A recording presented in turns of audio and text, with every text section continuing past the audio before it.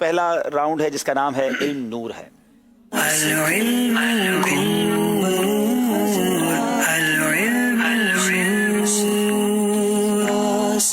سوال کریں گے ہم انشاءاللہ فاروق بھائی سے۔ حدیث پاک کے مطابق عبادت کے 9 حصے کس چیز میں ہیں؟ حضور پاک صلی اللہ علیہ وسلم نے ارشاد فرمایا، حدیث پاک 9 حصے 10 حصے ہے، 9 حصے خاموشی میں اور ایک حصہ حلال طیب میں ہے، کمانے میں ہے۔ پیارے آقا علیہ الصلوۃ والسلام کی حدیث ذرا سنیے گا۔ عبادت کے 10 حصے ہیں، ان میں 9 حصے خاموشی میں ہیں اور 10واں حصہ حلال کمانے میں ہے۔ سبحان اللہ، یہ دونوں کام ہمیں کرنے ہیں۔ خاموش رہنے کی عادت کس کو ہے؟ جس کو دیکھیں بولی چلا جاتا ہے اور یہ نہیں سوچتا کیا بول رہے ہیں۔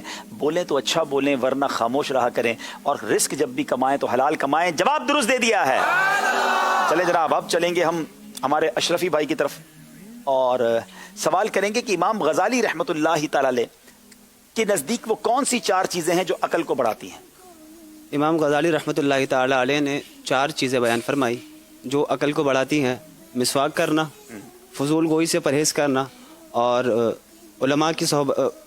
علماء کی مجالس میں حاضر ہونا، اور صالحین کی صحبت میں۔ کیا بات ہے! 4 چیزیں عقل کو بڑھاتی ہیں۔ اگر آپ بھی چاہتے ہیں عقل بڑھ جائے تو فضول گوئی سے بچنا، مسواک کرنا، صالحین کی نیک لوگوں کی صحبت اختیار کرنا، اور علماء کی مجلس میں حاضر ہونا۔ جواب درست دے دیا ہے جناب، ماشاءاللہ۔ گوپلانی صاحب کی طرف چلیں گے۔ وہ کون سے صحابی ہیں جنہیں نبی پاک علیہ الصلوۃ والسلام کا ہم راز کہا جاتا تھا؟ بن یمان۔ جی، حضرت حذیفہ بن یمان۔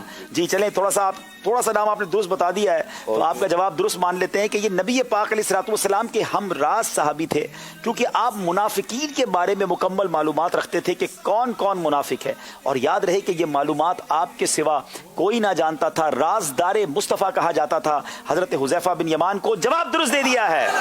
ناظرین، آپ ہمیں کالز بھی کر سکتے ہیں، نمبر اسکرین پر ہیں، اور ہم کوشش کریں گے، ہم نے نیت کی ہے کہ ہم کوشش کریں گے کہ کالز زیادہ شامل کریں، سیگمنٹس کے بعد بھی شامل کریں، تو کیونکہ کچھ دنوں سے کالز ہم زیادہ نہیں چلا پا رہے تھے، تو آپ کالز کر سکتے ہیں، اسکرین پر نمبر آپ دیکھیں گے، آپ ہم سے بات کر سکتے ہیں۔ جی اگلے بھائی کی طرف چلیں گے۔ جو مظلوم کی داد رسی یعنی مدد کرنے پر قادر ہو پھر بھی نہ کرے تو اس کے لیے کیا حکم ہے؟ جو مظلوم کی داد رسی کرنے پر قادر ہو پھر بھی وہ داد رسی نہ کرے تو اللہ عز و جل اس پر ذلت کا عذاب نہ، اس کے لیے ذلت کا عذاب ہے۔ یعنی جو مظلوم کی مدد کر سکتا ہے پھر بھی نہیں کرتا تو اس کے لیے ذلت کا عذاب ہے۔ تو اگر موقع ملے، آسانی ہو، آپ کو لگتا ہے کہ آپ مدد کر سکتے ہیں تو ضرور کرنی چاہیے۔ جواب درست دے دیا ہے، ماشاءاللہ۔ اب چلیں گے ایک بار پھر فاروق بھائی کی طرف۔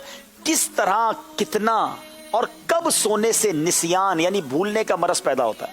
حضرت امام شافعی علیہ رحمٰن نے 3 باتیں ذکر فرمائی ہے۔ نمبر 1 ننگے جسم سونا، نمبر 2 بکثرت نیند کرنا، نمبر 3 چاشت کے وقت سونا۔ جناب یہ 3 چیزیں غور کر لیں، اس طرح برہنہ نہیں سونا چاہیے۔ بکثرت نیند کرنا اور چاشت کے وقت سونا، یہ جو ہے انسان کے اندر بھولنے کا مرض پیدا کرتا ہے۔ کچھ لوگ کہتے ہیں یاد نہیں رہتا، حافظہ کمزور ہے، تو کام بھی تو ایسے نہ کرے نا۔ جواب درست دے دیا ہے جناب۔ اب چلیں گے ہم ہمارے اشرفی صاحب کی طرف، اور سوال یہ ہے کہ کن اوقات میں سونا مکروہ ہے؟ دن کے ابتدائی حصے میں یا مغرب اور عشاء کے درمیان سونا مکروہ ہے۔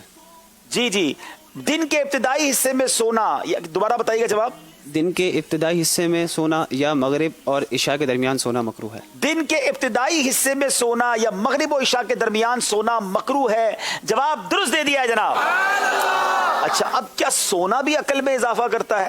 یہ وہ والا سونا نہیں، گولڈ، آرام کرنا۔ بھائی صاحب آپ بتائیں کہ کیا کس وقت سونا عقل میں اضافہ کرتا ہے؟ دوپہر کے وقت سونا جو ہے وہ عقل میں اضافہ کرتا ہے۔ دوپہر میں سونا عقل میں اضافہ کرتا ہے۔ دوپہر تک سونا نہیں ہے، ورنہ کچھ لوگ کہیں جناب ہم اٹھیں گے دوپہر کو، صبح اٹھیں، رزق حلال وغیرہ یا جو علم دین حاصل کرنا ہے کریں۔ دوپہر کے نارملی کھانے کے بعد، ظہر کے بعد، جس کو کیلولا بھی کہا جاتا ہے، اچھی نیت سے بندہ سوئے تو اس میں رات عبادت کے لیے بھی قوت مل جاتی ہے، رات دیر تک عبادت کے لیے وقت مل جاتا ہے۔ جواب یہ بھی درست دے دیا جناب، ماشاءاللہ۔ چلے جناب اگلے بھائی سے سوال ہے، اگر دھوبی کے یہاں سے کپڑا تبدیل ہو کر آیا تو اسے پہن سکتے ہیں یا نہیں؟ ہم نے اپنے کپڑے دیے، چینج ہو کر آ گئے، تو کیا کریں پھر بتائیے؟ ایسا کپڑا بالکل نہیں پہن سکتے کہ یہ حرام ہے، اور ایسے کپڑے میں نماز پڑھنا مکروہ تحریمی ہے۔ ऐसा तब्दील शुदा कपड़ा नहीं पहन सकते कि ये हराम है, और ऐसे कपड़े में नमाज पढ़ना भी मकरूए तहरीमी है। जनाब ये बड़ा मसला है। चलो भाई हमारे कपड़े धोबी ने रख लिए, उसके बदले दूसरे आ गए, तो चेंज करके अब उस किसी और के कपड़े नहीं पहन सकते। इवन कि वो कपड़े पहनकर नमाज पढ़ ली तो वो नमाज भी मकरूए तहरीमी होगी। जवाब दुरुस्त दे दिया है जनाब, माशाअल्लाह, तैयारी बड़ी अच्छी करके आए हैं जनाब। फारूक भाई की तरफ चलते हैं। भाई से भाई की मोहब्बत को मजबूत करने वाली चीजें जो है वो कितनी और कौन कौन सी हैं? मनकूल है, भाई से मोहब्बत करने वाली 4 चीज़ है। नंबर 1 मुलाकात, तोहफा,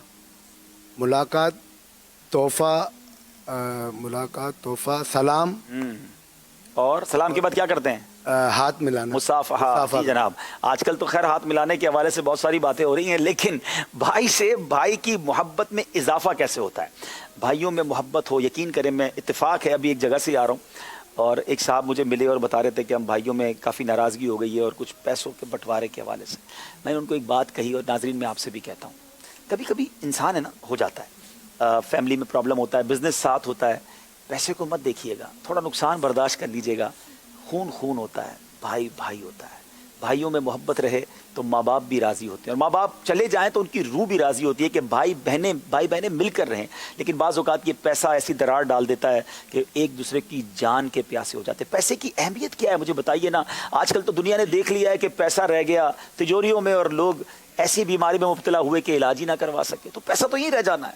अपना खून और भाई ये मोहब्बतें रहनी चाहिए। और कमाल की 4 बातें पता चली हैं कि मुलाकात और ज़ियारत, सलाम, मुसाफहा और तोहफा, ये भाइयों में रहता रहेगा तो इंशाअल्लाह मोहब्बतें भी बाकी रहेंगी। जवाब दुरुस्त दे दिया जनाब, माशाअल्लाह।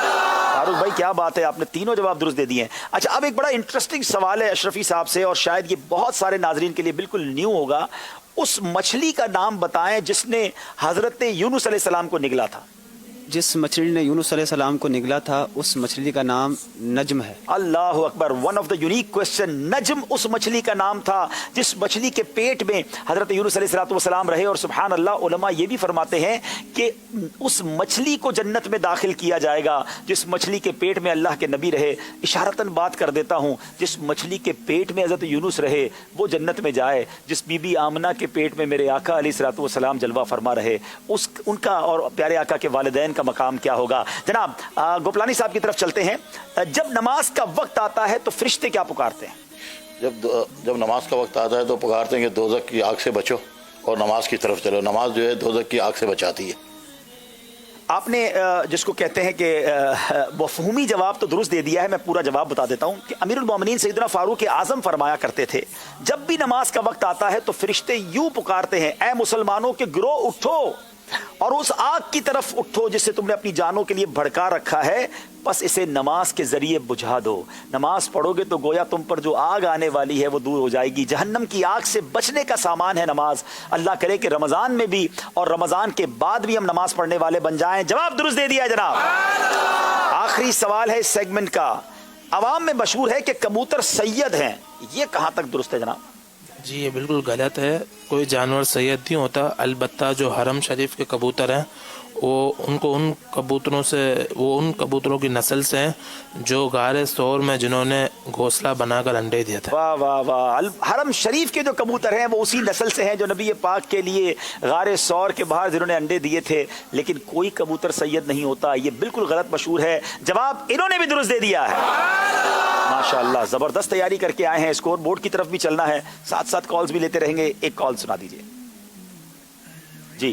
सब माशाअल्लाह, कल 17 रमजानुल मुबारक गुजरा और शौदाए बद्र का दिन भी था, और साथ में एक खबर पढ़ने को मिली कि 17 रमजान सन 94 में आपका निकाह मस्जिद नबवी में राजुल जन्ना में हुआ। तो कुछ उस हवाले से कुछ यादगार लम्हात जो आपकी जिंदगी के हैं, कुछ अपनी यादें हमसे शेयर करें कि बड़ा पर्सनल क्वेश्चन कर लिया जनाब आपने। अल्हम्दुलिल्लाह, जी हाँ, 17 रमज़ान ही थी और मस्जिद नबवी शरीफ में रियाजुल जन्ना में, अल्लाह जन्नत नसीब करे, हमारे सैयद अब्दुल कादिर शाह साहब बापू शरीफ, उन्होंने मेरा निकाह पढ़ाया था। और कल चूँकि यौम बदर आया तो वो यादें ताज़ा हो गई। इस बार मदीने शरीफ भी नहीं जा सके। अल्लाह करे कि बार बार हम सबको ये हाज़री नसीब हो और अल्लाह करीम। अच्छा, इत्तेफाक ये है कि आज पाकिस्तान की 17 रमज़ान मुझे एक निकाह पढ़ाने का मौका भी मिला फैज़ान मदीना में। तो चलें, वो भी सारी चीज़ें एक रिवाइव हो जाती हैं जहन में। اللہ تعالیٰ سب کے گھرانوں کو شاد و آباد رکھے اور خوشیاں نصیب فرمائے. کال اور بھی لیتے رہیں گے, آپ کال کرتے رہیں. آئیے دیکھتے ہیں اسکور بورڈ ہمیں کیا بتا رہا ہے.